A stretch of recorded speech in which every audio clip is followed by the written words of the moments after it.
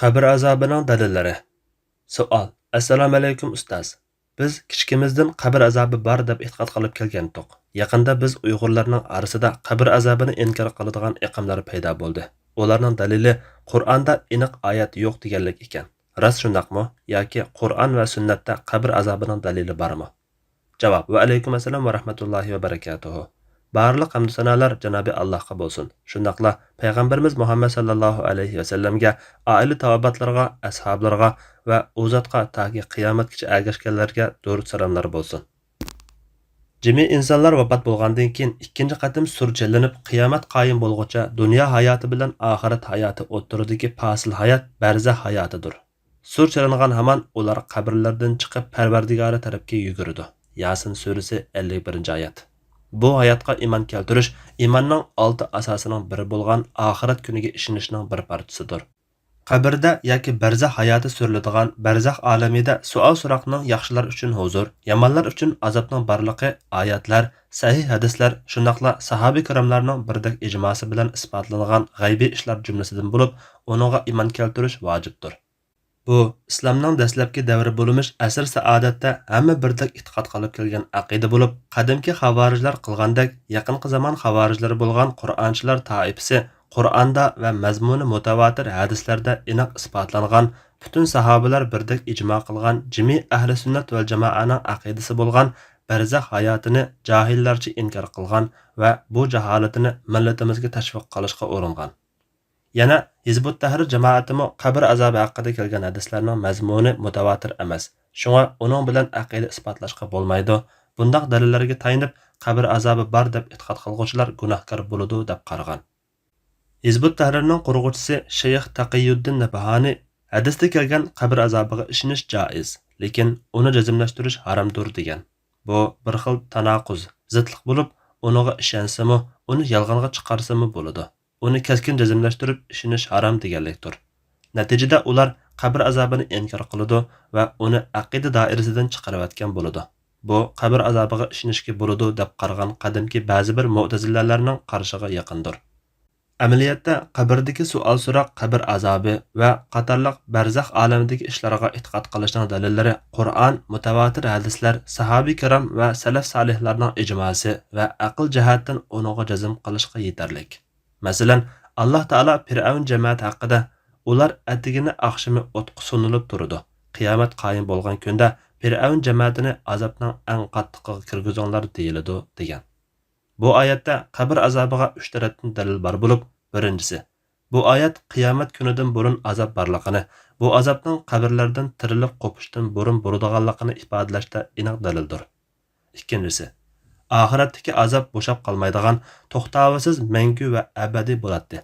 Mazkur oyatda isbotlangan azob doim bo'lmasdan atigini oqshimi bo'ladi. U oxiratdagi azob bo'lmagan ekan, undaqda uning qabr azobi ekanligi muayyanlashadi. Chunki mazkur oyat allaburun o'lganlar haqida kelgan. Uchinchisi, mazkur oyat ikki azobni ayirgan va qiyomatdagi azobni azobning eng qattiqi deb sifatlagan. Do'zaxqa atigini oqshimi so'nilish bo'lsa, azobning eng qattiq emas. Shunga u qiyomatdagi azob bo'lmaydi, balki uning qabr azobi ekanligi muayyanlashadi. Alloh taolo yana bir oyatda mundaq degan: Alloh iymon etganlarni mustahkam iymon bilan dunyoda va oxiratda mahkam turg'izadi. Allah zalimlarni gumroh qiladi. Allah xolig'ini qiladi. İbrahim surasi 27-oyat. Bu oyatning qabr azobi, huzuri va suruqini ko'rsatganligini payg'ambar sallallohu alayhi va sallam o'zi mundaq bayon qilgan. Mu'min qabrisida o'ltirg'izilganda uningga ikki farishta keladi. Andan u bir Allohdan boshqa iloh yo'q, Muhammad Allohning elchisi deb guvohlik beradi. Mana bu Alloh taolaning Allah iman etqanlarni mustahkam iman bilan dunyoda va oxiratda mahkam turg'izadi degan oyatidir. Bu hadisni rivoyat qilgan Bara ibn Azib radhiyallohu anhuma Alloh taolaning bu oyati qabr azobi haqida nozil bo'lgan degan. Payg'ambar sallallohu alayhi va sallamning qabr azobini bayon qilgan ko'plagan olimlar tomonidan mazmuni mutavatir darajasida deb muayyanlashtirilgan nurg'un sahih hadislar bor. Masalan, Qatada rivoyat qiladiki, Anas ibn Malik radhiyallohu anhu ularga mundaq so'zlab bergan. Payg'ambar sallallohu alayhi va sallam mundaq degan: Banda qabrisiga qo'yilib qaytganlarning oyoq tevishini anglab turayotgan chog'dala uning yoniga ikki farishta kelib, uni o'ltirg'izib, uningdan "Sen ma'vu kishi, ya'ni Muhammad sallallohu alayhi vasallam to'g'risida nima deysan?" deydi. Mo'min bo'lsa, "Men uning Allohning bandasi va payg'ambari ekanligiga guvohlik beraman" deydi. Shuning bilan uningga do'zaxdagi o'rniga qara. Alloh uni sana jannatdagi bir o'ringa almashtirib berdi deydi. Qatada bizga uningga qabrsi azoda qilib berilganligi aytilgan deb yana Anas radhiyallohu anhuning hadisini mundaq davomlashtirdi. Shunda qilib u do'zaxdagi o'rni bilan jannatdagi o'rnini ko'rdi. Ammo munofiq bilan kafirga "Sen ma'vu kishi to'g'risida nima deysan?" deyilganida u "Bilmayman. Kishilar nima desa shuni degan edim" deb javob berdi. Shuning bilan uningga "Ya aql ishlatib o'zing bilib olmading, ya biladiganlarga ergashmading" deyiladi. Andin bozg'an bilan shunda qattiq uriludiki, u qattiq varqirab ketadi. Uning varqirgan ovozini inisijidan boshqa yaqin atrofdagilarning hammasi anglaydi. Abu Hurayra radhiyallohu anhu rivoyat qiladiki, payg'ambar sallallohu alayhi vasallam mundaq deb duo qiladi: "Ey Alloh, go'r azobidan, do'zax azobidan, hayotlik bilan o'lim fitnalaridan va Masih Dajjal sinoqidan saqlanish uchun sendan panohlik tilayman."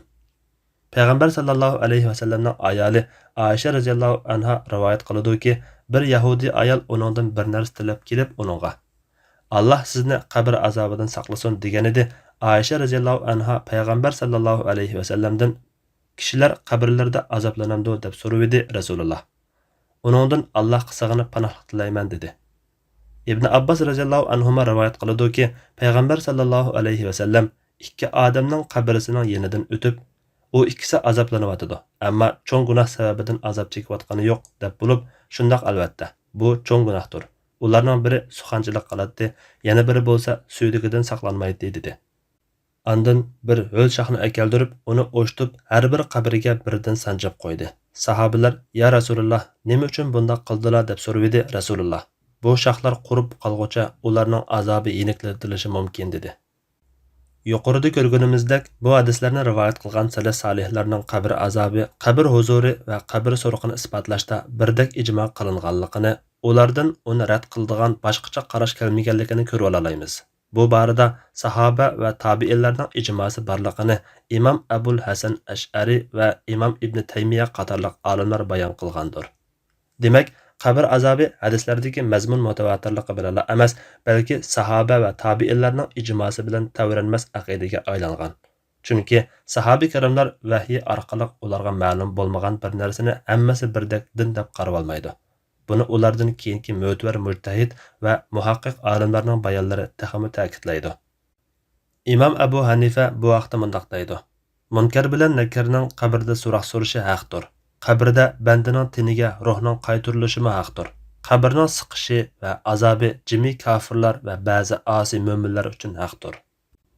Imom Abu Hamid G'azali qabr azobini shariatning kaskin dalillari isbotlagan bo'lib, payg'ambar sallallohu alayhi vasallamdan va sahobiy kiramlardan duolarda uningdan panoh tilganligi mutawatir darajada kelgandir. Ham u mumkin ishlardan bo'lib, uning mumkinligi aniq. Shunga uningga ishonish vojibdir degan.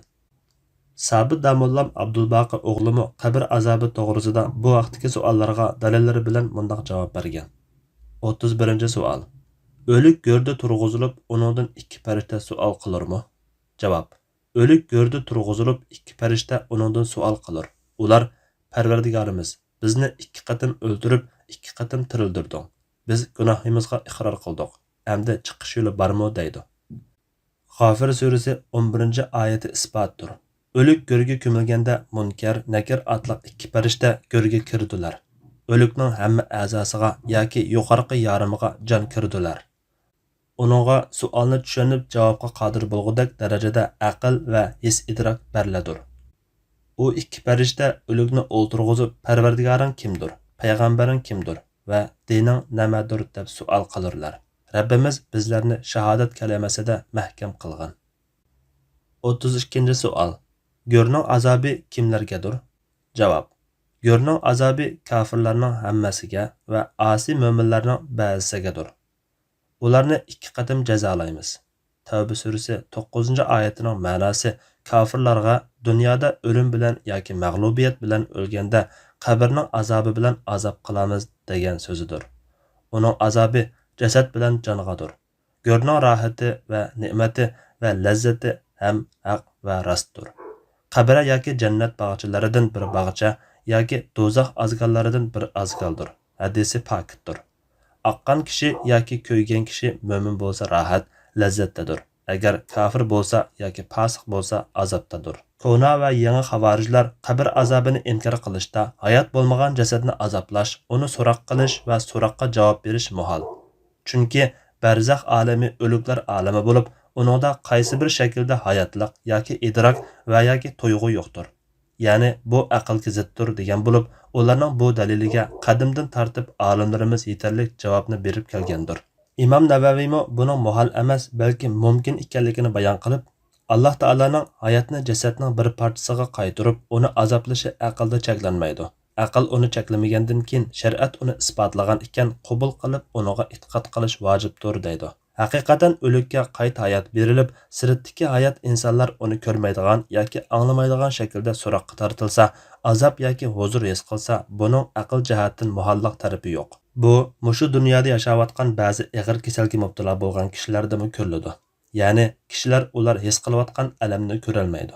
Agar barzax olamidagi hayotni bu dunyodagi hayotimizdan boshqa bir hayot deydiganmiz, uni bu dunyodagi hayotga qiyos qilib olishning o'zi xatodir. Barzax olamidagi hayot bo'lsa, bizga g'ayib bo'lgan ishlar jumlasidan bo'lg'achqa, ilm-fan har qancha ilgirlagan taqdirdami, uni tajribaga bo'ysundirg'ili bo'lmaydi. Shunga bu aqlning yoki tajribaning isbotlaydigan yoki inkor qiladigan ishi emas, balki udul vahiydan ilinadigan aqida. Payg'ambarimiz sallallohu alayhi va sallamdan bu borada mazmuni mutawatir sahih hadislar kelgan ekan, aqlmi uni qabul qilmay tura olmaydi. Demak, Payg'ambar alayhissalom degandek, qabr azobi haqdir. Alloh subhanahu va taolo barzax va qabr hayotining mohiyatini bilguchi zotdir. Biz uningda ruhga qanchalik, tanga qanchalik azob yoki huzur bo'ladi, buning haqiqatini bilolmaymiz. Faqat salih amallarni qilib, shu kun uchun tayyorlik qilishni va jimi musulmonlar uchun duo qilishni bilamiz. Ey Alloh, ey Alloh, go'r azobidan, do'zax azobidan, hayotlik bilan o'lim fitnalaridan va Masih Dajjal sinoqidan saqlanish uchun sendan panoh tilaymiz. Qabrlarimizni jannatning bog'chalaridan qilgan, bizni do'zaxdan saqlagan. Allah eng to'g'risini bilguchidir. Fatvoda Doktor Abdul Aziz rahmatullah.